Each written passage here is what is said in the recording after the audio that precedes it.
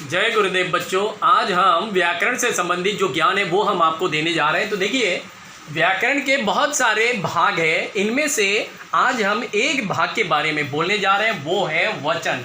तो देखिए, सबसे पहले हम ये जानने की कोशिश करते हैं कि वचन किसे कहते हैं। तो आप लोग ध्यानपूर्वक सुनिए।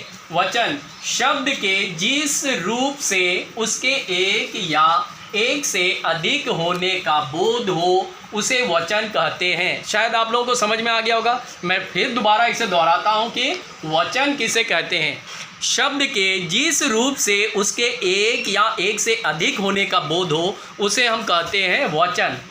तो देखिए, वचन कितने प्रकार के होते हैं। वचन जो है वो दो प्रकार के होते हैं। एक है एक वचन, दूसरा है बहुवचन।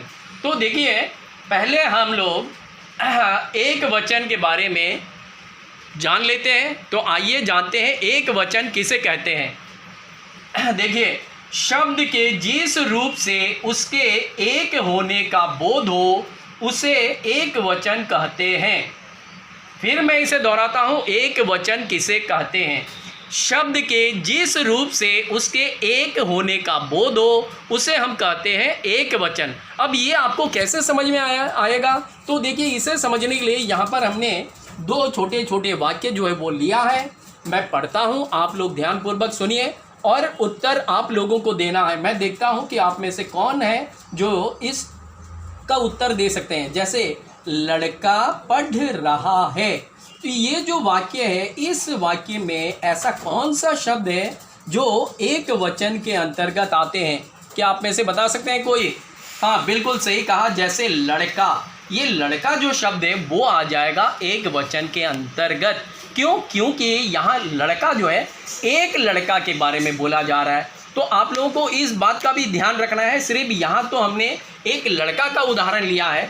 कोई भी चीज़, कोई भी वस्तु हो, कोई भी जानवर हो, कोई भी जगह हो, किसी एक जगह के बारे में अगर बोला जाए, किसी एक लड़का के बारे में बोला जाए या किसी एक जानवर के बारे में बोला जाए, तो ये जो शब्द है, जिस शब्द से एक होने का बोध हो उसे हम कहेंगे एक वचन।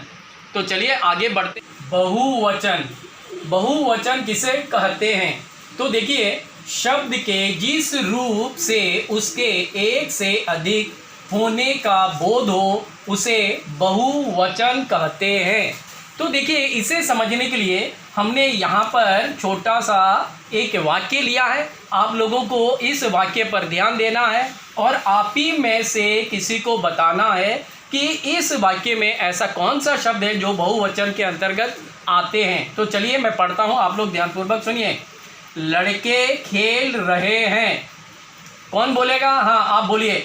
कौन सा शब्द है? लड़के। बिल्कुल सही कहा आपने। क्यों आपने लड़के कहा? क्योंकि देखिए, यहाँ पर लड़के जो है एक से अधिक है, इसलिए आपने यहाँ पर लड़के शब्द को जो है बहुवचन शब्द कहा है।